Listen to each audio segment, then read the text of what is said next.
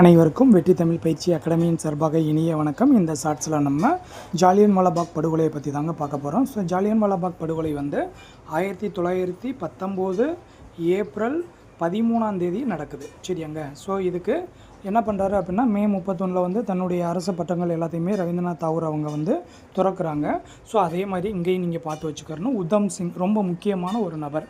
இவர் வந்து கால்சா ஆதரவற்றோர் காப்பகத்தில், ஸோ இந்த பகுதியை தாங்க நான் பேசுகிறேன். ஸோ கால்சா ஆதரவற்றோர் காப்பகத்தில் வளர்க்கப்பட்ட ஒரு சீக்கிய இளைஞர் தான் யார் அப்படின்னா இந்த உதம் சிங். இந்த உதம் சிங் வந்து என்ன பண்ணுறாரு அப்படின்னா, ஜாலியன்வாலாபாக் படுகொலையை தன்னுடைய கண்ணால் பார்க்குறாரு. ஸோ அப்போ அவருக்கு வந்து அவருக்குள்ளே ஏற்பட்ட ஒரு தாக்கம் வந்து இந்த மைக்கேல் ஓடையர் தான் மிக முக்கியமான காரணம்.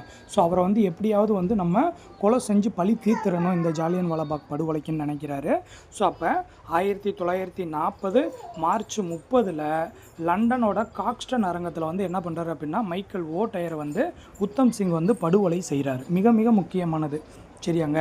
ஸோ உத்தம் சிங் வந்து மைக்கேல் ஓடையரை லண்டனில் இருக்கக்கூடிய காக்ஸ்டன் அரங்கில் வந்து 1940 மார்ச் 30 ஞாபகம் வச்சுக்கோங்க. ஸோ 1940 மார்ச் 30 வந்து படுகொலை செய்கிறாரு.